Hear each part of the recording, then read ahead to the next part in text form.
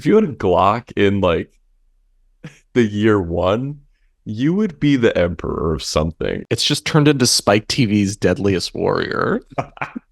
I am 1920s gangster, and I'm Attila the Hun. Who's gonna win? I don't know. That guy has a gun, so probably him. 1, 2, 3, 4. These boys only want the best stuff. They want the cream of the crop. They don't want none of that Michael Bay shit. They want the shit that pops. Oscar bait, black and white. Maybe something French. If it's got more than one explosion, honey, put that shit on the bench. Oscar Wieners, Oscar Wieners, Oscar Wieners. These boys are the Oscar Wieners. Yum, yum.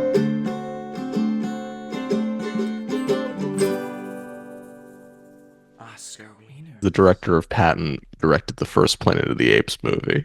Is that true? Yeah, Franklin J. Schaffner.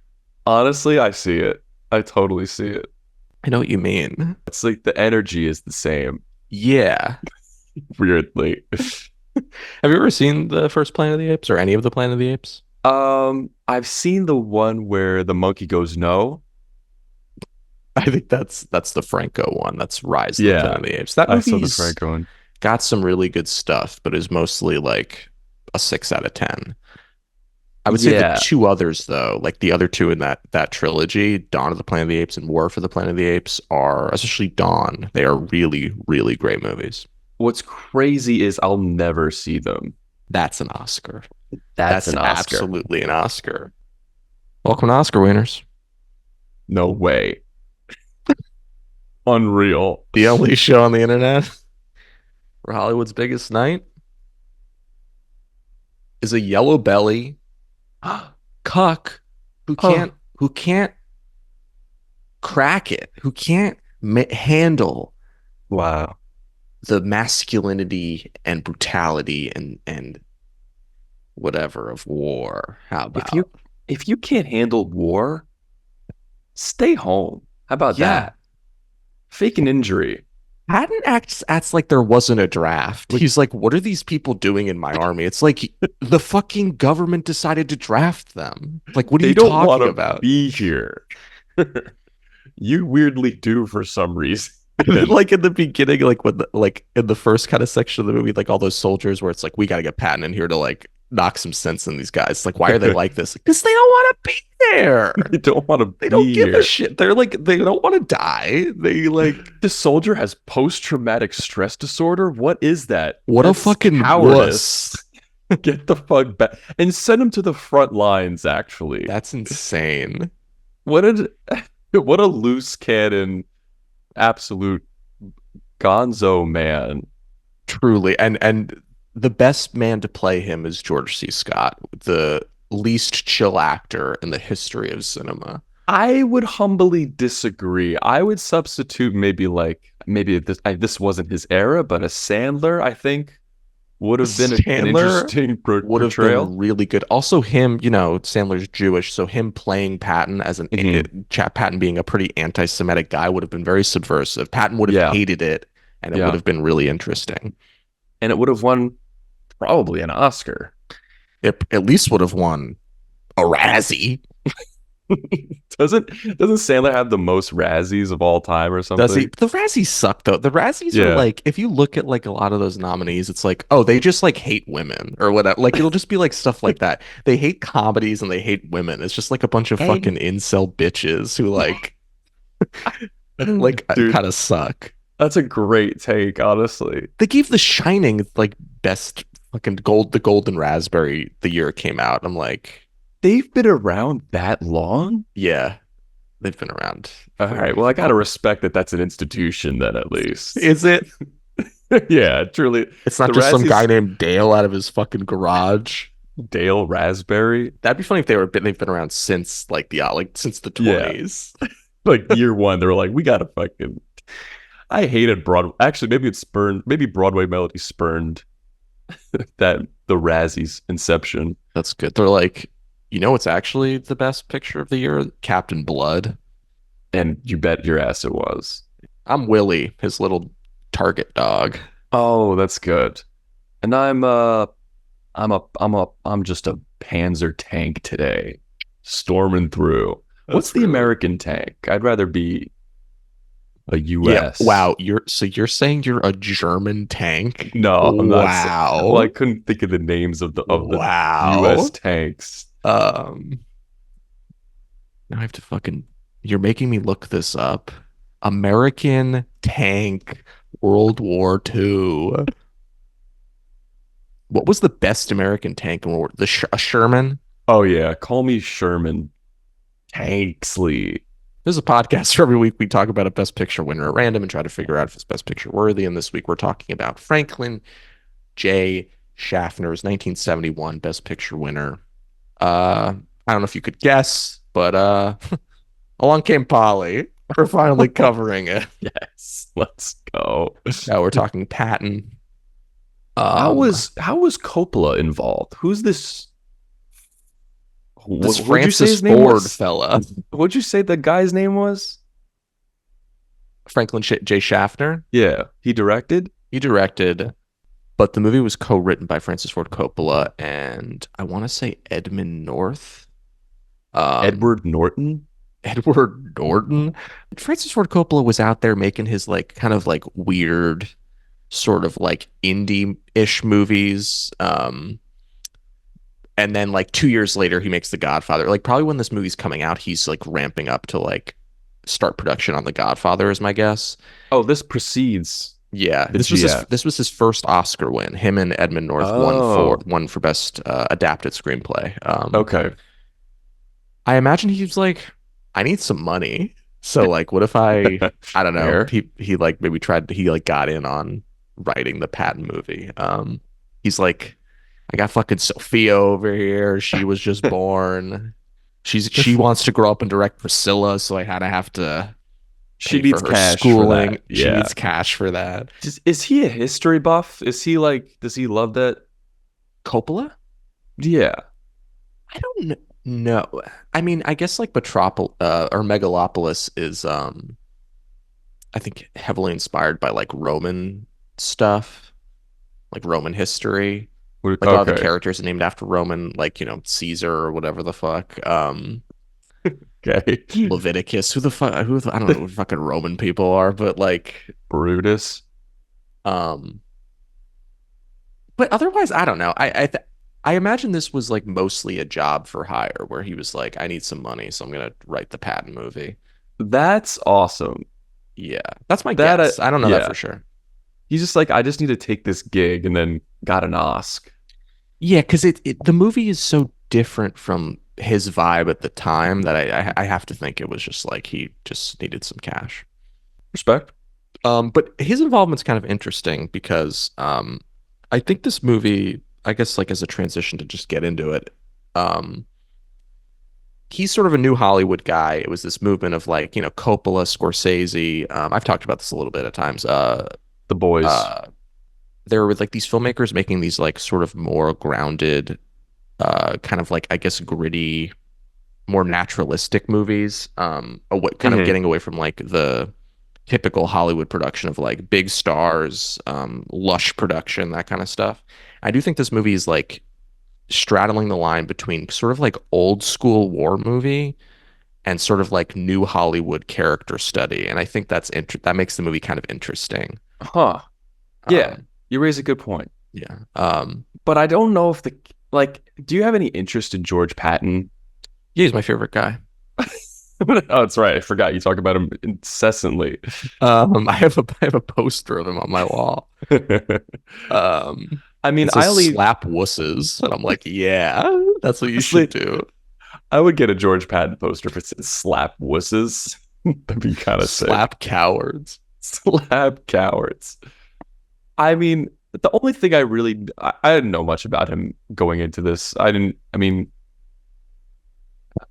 know he's a war general, and right off the bat, I'm like, okay, I'm not that interested. All I know is, when you get blown up by a grenade in Call of Duty, you get a fucking quote from his ass that says like "War is hell" and "I'm the devil" or something.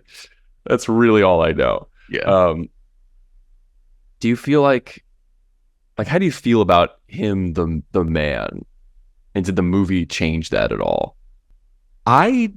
Okay, again, I don't know how. I think the movie like is trying to be as historically accurate as possible, but I do think it is ultimately trying to present Patton as like a heroic, if like somewhat railroaded figure. Yeah, Um, I think that's maybe the movie's point of view. Um, I I don't or I maybe it's don't just think it like is. maybe it's just like he's a complicated guy. Yeah, Maybe I think that's it's what more accurate. that's more what the movie's interested in. I do I think me and Pat would not have been friends. No, Um, um, you wouldn't go to like Arby's together or something. he would fucking I wrote in my fucking letterbox review, I just like cited a bunch of like vegan products that he would hate. Because like while I was watching, I was like, this guy would hate that oat milk is so prevalent amongst like people now. He'd be like, why aren't you drinking whole fat milk? You And as little accurate coward. as accurate as that probably is, what a weird character trait to have. To just be like, no, oat milk is the devil's work. You Yeah. coward. You're a coward for drinking oats. Yeah. So I don't think we would have been friends, but I kind of can't, and I disagree with basically all of his methods because his whole thing was like, I'm a very like offense guy. We never play defense. We're always moving forward, always fighting the enemy. Yeah. I think that's how you get a lot of people killed. Yeah. And a lot of people who are like, oh yeah, I'm just like a mailman back home. I just like would love to get back there so I don't have to do this shit anymore. It's like now I'm dead. Okay. Um, That sucks yeah. for me. I get delivered. Good luck getting your mail. And Yeah. you ass. Good luck.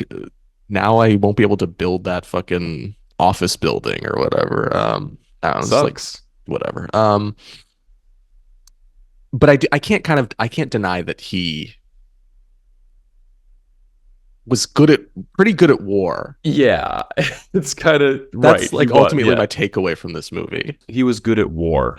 Yeah, big time. I mean, like he's known for Yeah. being good at war, but then they pulled him. And I thought, like, is he done? Is this like the limit of his influence on World War II? He kind of just like starts the fighting, and then I also thought he was a higher rank. Like, I guess I forgot about old Eisenhower. Again, knowing nothing about Patton before this movie, I'm like, um, I was like, I knew his name, like I knew like oh that he's like a very famous World War II general. Mhm. But yeah, like to see him like sidelined like for like during the war is like kind of interesting, and like Yeah, that stuff's interesting. He's a very interesting figure. Just kind of ignoring his flaws for a second, which were numerous. yeah, Um, just like the way, or just as a character, I think as maybe more as a character to present in a movie. As a guy, you probably had whiplash talking to him, but like as a character in a movie, um, just the way that he like can recite poetry and writes his own poetry, the way he like believes in reincarnation weirdly, but is also like he's like very like Christian or Catholic or whatever. Like he yeah. reads the Bible. It's like so interesting. And he's like, oh, I'm like descendant from. He's like, I was here. I was on this battlefield 2,000 years ago. And everybody's like, totally, George. Which What's this guy's ironically, deal? he is Nick Cave's Maximus in his Gladiator sequel. He is the Eternal Warrior. That is really good. God, I wish that movie got made. Me too. I feel It like would have. They probably would have put it. They probably would have like buried it underground after it came out because they would have been like, "This is we can't have this out in the world." But I think it'd be cool. yeah, I think the anxiety that he gets knowing that knowing that he believes he's descended from like just like all down the line of history. He's like, I am descended from warriors. That's what I was born to do. And when he gets sidelined, the anxiety that produces in him is very interesting. It's like Mhm. as somebody who thinks war should stop, Whoa. I'm like, I Whoa. can't. Yeah, I gotta say it. I can't really imagine being somebody who's like really into war.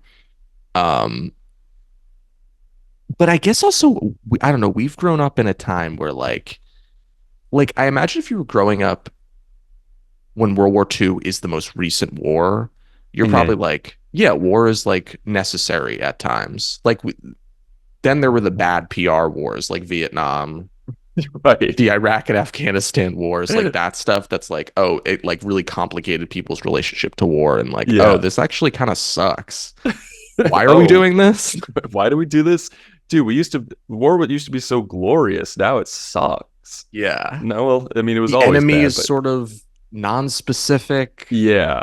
Like, Um, are we the bad guys? yeah, exactly. It's like it seems like we're killing a lot of innocent people. His obsession is interesting to watch, but it's definitely makes it hard to. I mean, I don't think he's meant to be a sympathetic character. Yeah. But I do like a protagonist that I can sympathize with, especially if it's a biopic. It's like I have to.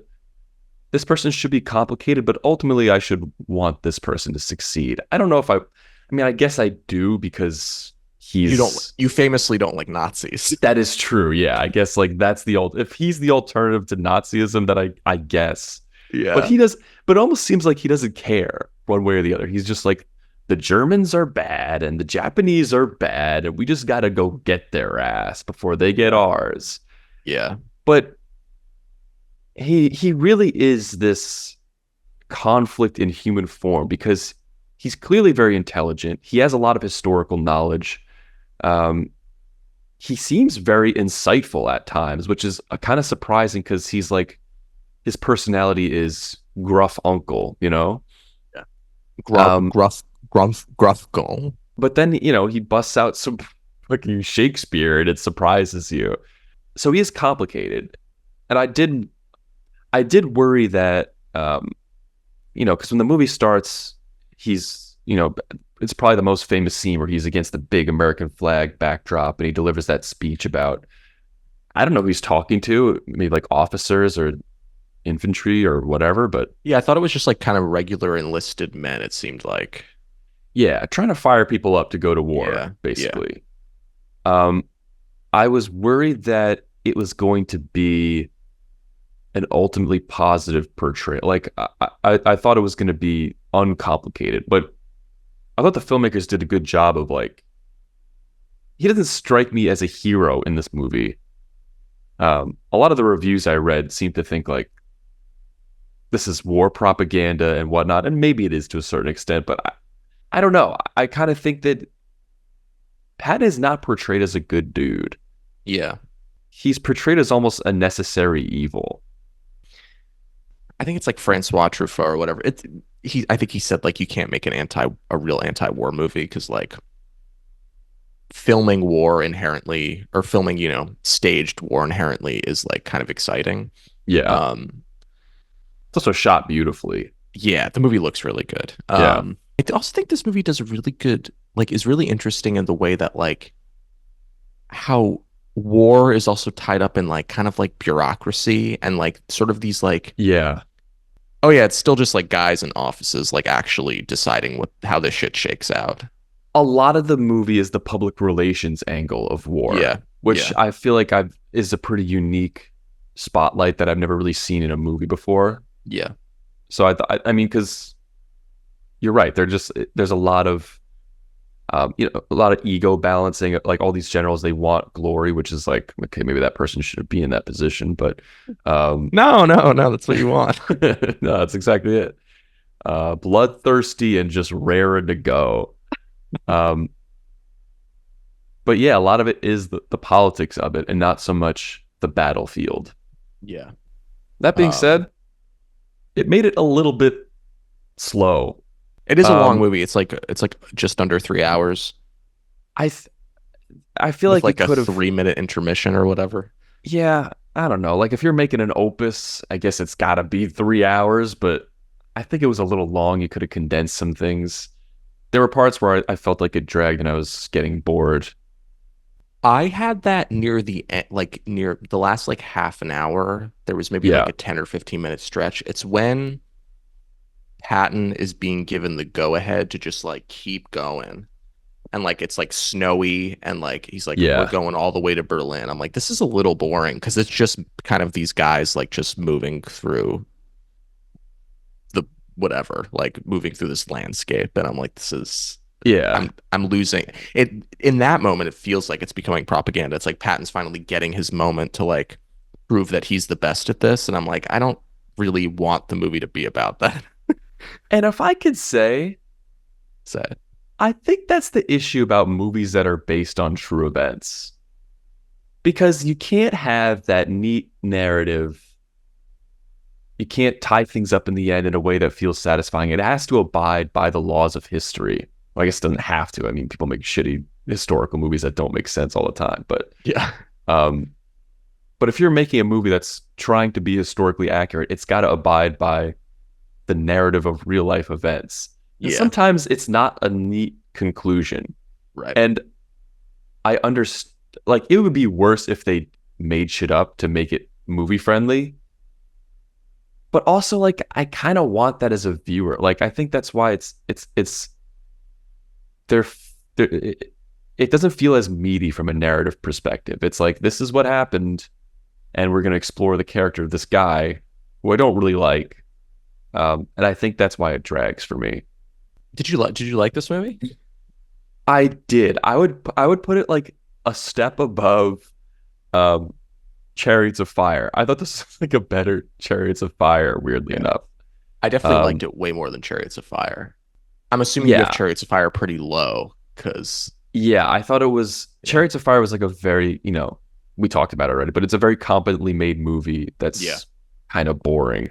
I see what you mean. Yeah, yeah. And this is a slightly less. This is more watchable, I think. Right. I thought they were similar, both historical pieces. This one's a little bit more fun to watch. Yeah. I mean, not fun. Maybe fun is not the right word, but like I was more invested in this than I was in Chariots of Fire. Chariots of Fire, I was like, what the? I gotta go to sleep. I think this movie's pretty great. I really liked this movie a lot. Oh, It the had like music. its the music fucking rocks. Yeah, music rocks. The music. Oh, the music was Jerry Goldsmith, who's like a very or was a very famous composer. He did like the Alien score. He's Oh, cool. Yeah, Jerry killed it. yeah, Jerry killed it. I love the intro, the opening title sequence too. One of the best title sequences I think we've seen in this it is best really picture. good. Yeah. I put it right Um, behind Silence of the Lambs. I just love a bit, just like they got like the vultures circling in Morocco, and they just got a big old Patton comes up. I think George C. Scott is really fucking good. Yeah, he He won is. Best Actor. He was sort of born to play a guy who really needs a fucking Alka-Seltzer. That is really A the guy who role of his probably like lifetime. has such bad acid reflux. Oh my god, Patton's probably so backed up, it's ridiculous. Yeah. He drops some funny like Patton is kind of funny. He is kind of funny. He's kind of like a like it's funny until you realize how much power he has, and then you're like, oh. Yeah. Yeah. Quick aside, Yeah. the part where the Germans are trying to figure out where he's gonna land, and the one guy in the meeting is like, I think he's gonna go to Sicily. And they're like, that's fucking stupid. And then he does. That guy's probably fucking kicking himself, right? Yeah, well, doesn't he say he's going to Sicily because that's where like fucking Agamemnon or whatever landed? I don't know, whatever fucking ancient Greek like warrior, And then whatever they did. smash cut to Patton in his office being like, Agamemnon at landed in Sicily. Who is We gotta go. Agamemnon? Why do I I know don't that know. name? I don't Okay, know. cool, It's cool, cool. but it's totally unrelated to anything that's happening. Um, Um, it's, but speaking to his kind of funniness, there's that in North Africa once he gets there. This is the section of the movie where it's like he's really whipping these guys into shape who have like been losing a bunch of battles to the Nazis. yeah. These American soldiers, obviously. And he just goes in there and he's like, "How come you're not wearing a helmet?" And he's like, I'm the cook. And it's like, put on a fucking helmet. Then he even says to the doctor, he's like, how come you're not wearing a helmet? He's like, I need to use my stethoscope. And he's like, I don't care if you have to fucking cut 2 holes into the fucking side, wear a fucking helmet. And I'm like, this is kind of funny. It is He's funny. such an ass. It's funny. He's an ass, but also like I kind of get it. Like that's maybe Yeah. one of like he's clearly that's when I was like, oh, this guy's a madman, but like there's a method to his madness. And then the movie progresses and I'm like, nah, this guy is kind of needlessly getting soldiers killed just so he could Like, get to a place faster. even when they're trying to get into like this like town or whatever, I think it's in the France section. And they fucking there's like this guy and his 2 donkeys blocking the bridge. Yeah. He shoots the donkeys and then he has the guys throw them over. I'm like, that's like I kind of get it because it's like this Yeah. guy isn't moving, but that's like so fucking cold-hearted. Yeah. He's just for the sake of efficiency, he's just like we got Yeah. like he's like It's America. like Well, I mean it's so sad. it's conflicting because he's like, your donkey's got to be dead now because American lives are at stake and I can't have our troops be at risk because some fucking donkeys would have moved. But then at the same time, he's like, we got to get to Sicily before my fucking British cohorts do because I don't know. So we're just going to lose a bunch of soldiers Yeah, to get there faster and starve them and deprive them of sleep. yeah, that's a really it's like a really I think the movie is kind of about that the way these two things are sort of like contradicting each other, but both are true. Like Mhm. of his character. It's like Yeah. he is very egotistical and wants to like be the best. And so he's willing to sacrifice his regular infantrymen's lives. He's clearly insane and should not be a general. No, what? It's wild that he embodies the mindset that he just assumes that all soldiers should be. And you could argue that maybe this is not totally inaccurate, but like he argues that all soldiers should be willing to risk their lives. Like this is what they signed up for, except they didn't. You know, a lot of them were drafted. Yeah. And even if you signed up, you don't want to die necessarily. Right. But he kind of he's the boss where he's working a lot of overtime and he's like, if you're not working as hard as me, you should leave this company. You know what I mean? Yeah. He's kind of like that asshole supervisor. He stays till like 10 p.m. every night. And it's like, Yeah. I guess I have to stay till 10 p.m. Yeah. I expect the same amount of effort from my employees. Yeah. The part where they're attacking, I think they're in that base. I think it's in Morocco. And I think I know what you're gonna say. the Germans are bombing the area, and he just sprints out of the building with his pistol and starts shooting at a plane. He doesn't sprint out of the building. He's on a balcony. He jumps off the balcony onto the top of a truck and just starts shooting his pistol at the plane. Because like they keep bombing, and he's like, "Oh, that's enough of this." And he gets out. He's like, "I'll do it. If they can't do it, I'll do it." And all the other officers are like, sir, get inside. If you die, that's going to be a problem for us. He's like, we don't need you to fight. We need you to like lead, you fucking dumbass. But still, like, I can't help but admire that he is, as he says, the ultimate soldier. He's like ready to fight. He wants to fight. Like, he's like, I'm going to die on the battlefield. That's the only way Actually, how did he die? I assume he died of age. No. Oh. I was surprised by that. So this is why I looked up. I'm like, because I was thinking in the whole movie, I was like, how long did he live? When did he die? He died in 1945. Oh. He died What? he died a few months after the war ended. Because I guess the ending of this movie is sort of foreshadowing to how stupid his death is going to be. Because at the end of the movie, he's walking with we didn't mention it, but as General Bradley, we have Carl Malden back, who played Father. I forget his name in On the Waterfront. I forget his name. The best role, I think, in that movie. One of the best monologues I've ever seen. And he's amazing at it. He's so good in this movie. He's General Bradley. He's like the guy who takes over. Yeah. Yeah. He's great. He plays like the level-headed general. Yeah. He's like the army makes him sort of like the kind of the face of like what a general should be, because like he's so likable and like cares a lot about his like soldiers and stuff. Yeah.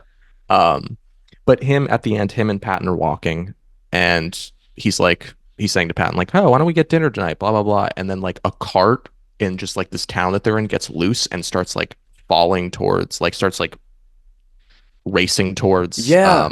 Patton and like, but then Bradley pulls him out of the way, and it's like, oh, he almost died. And Patton's even like, what a stupid way to die after all like I've been through. That's what I was thinking. I But was like, that's there's like no way. he wasn't hit by a cart, but he died. He was in a car with a bunch of other, I think, like officers or whatever. They were going somewhere. They got in like a pretty small car accident. Everybody was basically fine, but just like during the accident, Patton like hit his head in such a way on like I think like a glass barrier between the driver and like the back, and it just like it like paralyzed him, and then he just died from like I think like complications involved with like what happened to him. It was crazy. Oh. Yeah, it's like that's like so bizarre. Was the war still ongoing? Like, I mean, 45, I guess everything was wrapping No, up, but it was December of 45 that he died. So it was like wow. kind of a little bit after the war ended.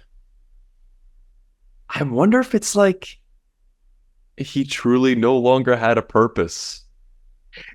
That's like you kind of have to you almost like think about I like you almost have to think about it in that way. It's like Yeah. what else is he going to do? Because that's part of the thing that's interesting about this movie too is like his character is like if I don't get to fight like when he's sort of sidelined, he's like if I don't get to fight in this war, like I don't this is what I'm made for. I don't know what else I'm going to do.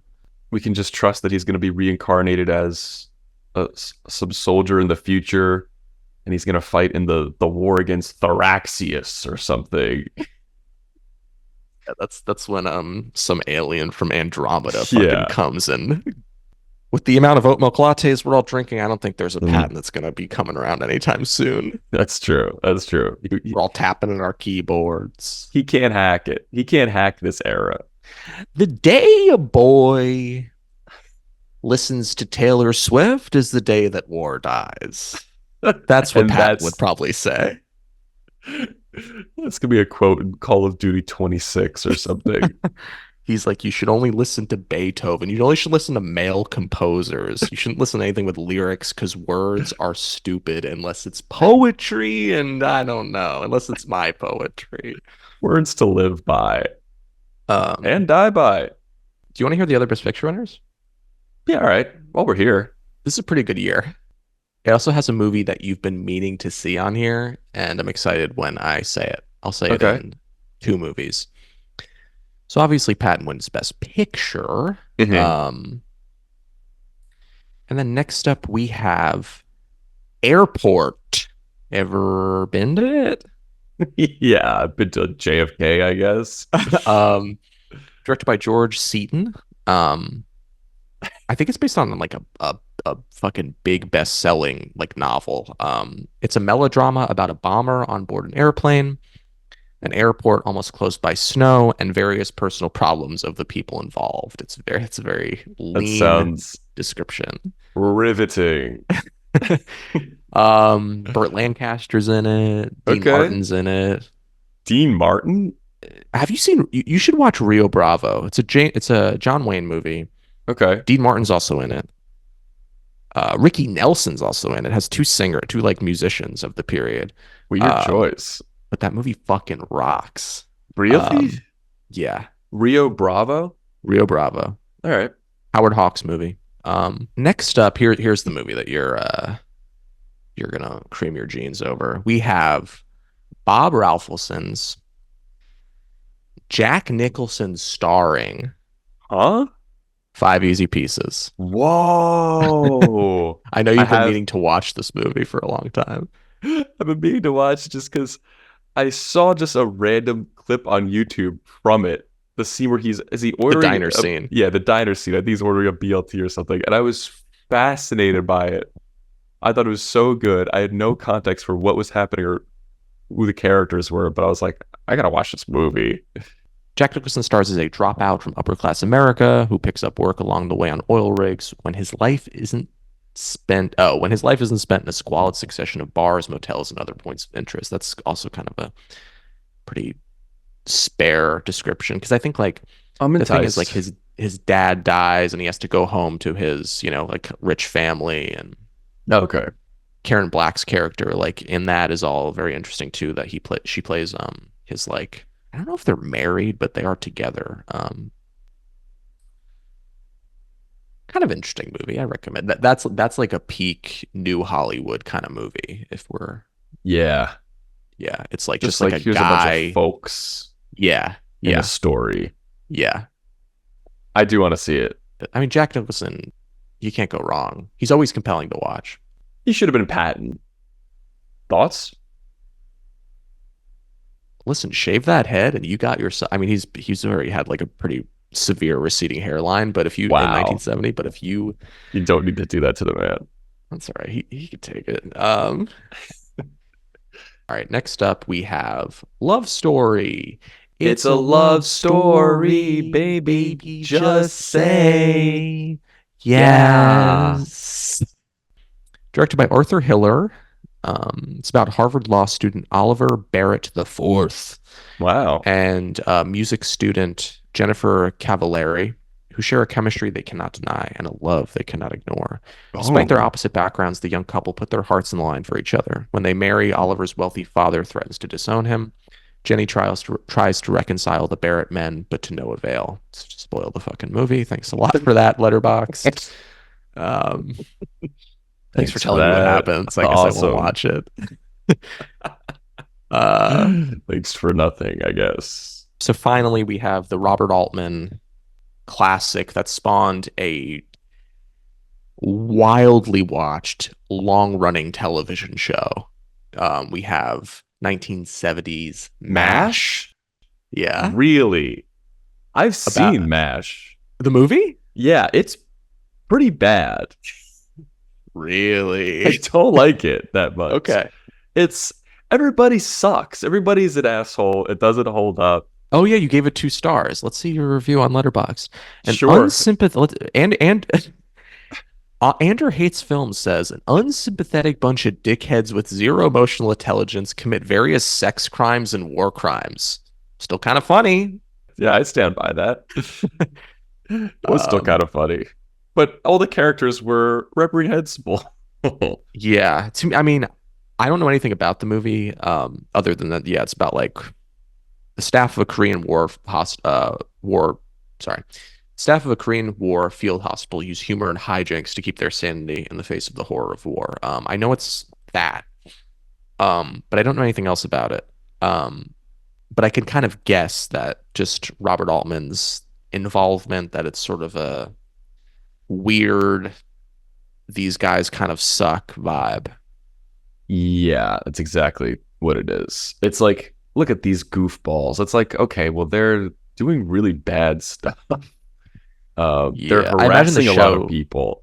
Yeah, I imagine the show sands off a lot of those like hard edges. Is my I guess. think so. Yeah. Does have one of my favorite movie songs in "Suicide Is Painless." Who's that?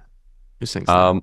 I don't know who sings it, but it is pretty. It's like weird song to use for honestly anything, but it kind of rips. This is a movie. I mean, I'll eventually see this movie. I haven't seen a lot of Robert Altman movies, but I do like his movies. Nashville. You'll probably watch Nashville one day. Yeah, that's on my list. The Long Goodbye fucking is an absolute masterpiece, barn burner, banger. I'll never see it. Yeah, so those are the nominees. Neat. Do you think Patton is Best Picture worthy? Yeah, but I reserve the right to see 5 easy pieces. You'll probably like that movie more. I think so too. But I do think Patton's Best Picture worthy. I think it was a pretty vivid exploration of a guy that I don't really like, but it was an interesting character study nonetheless. Yeah. I agree. I also think it's Best Picture worthy. I think it's a very good movie about a fucking maniac. He's the Willy Wonka of war. That's 100% true. With all due respect, yeah, it doesn't matter what you or I have to say. I disagree, but fine. What matters is the will of the people. So I've dug up some reviews from folks via the internet about this film. Patton, was it? That's what I said, Yeah, that's what it was. Would you like to hear a couple of them? Yeah, sure, why not? Give me the name of somebody who's off to the races. Seabiscuit. Seabiscuit says 2 stars. Before Letterboxd, I probably wouldn't have finished this surprisingly old-fashioned, not in a good way, 3-hour biopic. But you gotta hang in there for the sake of logging, right? We've all Honestly, been there. yeah, I kind of agree. You gotta log the thing. You gotta finish it out. I see Yeah. so many people log reviews that are like, I didn't finish the movie, but 1 star. Yeah, I hate that shit. Give me the name of somebody who's getting maybe a sip of bubble tea today.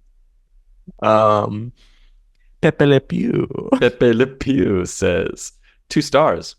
This has to be among the most influential pieces of right-wing media that your dad absolutely loves. A stirring performance by Scott, of course, but this is in every way a movie about how killing people is good and necessary because the only honorable way to live is to murder people you believe to be less than you, and anyone who disagrees with that is simply a coward. But they're killing Nazis. Like, I know Patton yes. doesn't care about them being Nazis so much as Yeah. like they're just the enemy that I have to kill. And I think I would feel differently if it was like Japan, maybe slightly. Well, Japan was also Awful. implicated. Yeah. I don't know. I feel like war, it gives people the false right that like, oh, I can just enact my racial prejudice on a group of people because they're our enemy. Right. But I don't think there's that with Nazis because they're, these white little fucks. For lack of a better word. So I don't care that they're killing Nazis, believe it or not. I do think Pat needs to chill the fuck out, but yeah, I don't know. I also don't think this movie is pro-war. No. Right? I mean, like, obviously there are the gorgeous visuals, I guess, that are in aid of, but it doesn't feel like it's in aid of promoting war. It just feels like they just want to make the movie look good, you know? Mm-hmm. Thank you for those reviews. Yeah. Next week, we're talking, fuck it. We're talking about 1954 Best Picture winner From Here to Eternity. Whoa. Butter a bagel and slip a hot dog in it because, by golly, you're going to have a munch. Bye. Beautiful. 1, 2, 3, 4. These boys only want the best stuff. They want the cream of the crop. They don't want none of that Michael Bay shit. They want the shit that bops. Oscar bait, black and white, maybe something French. If it's got more than one explosion, honey, put that shit on the bench. Oscar Wieners, Oscar Wieners, Oscar Wieners. These boys are the Oscar Wieners.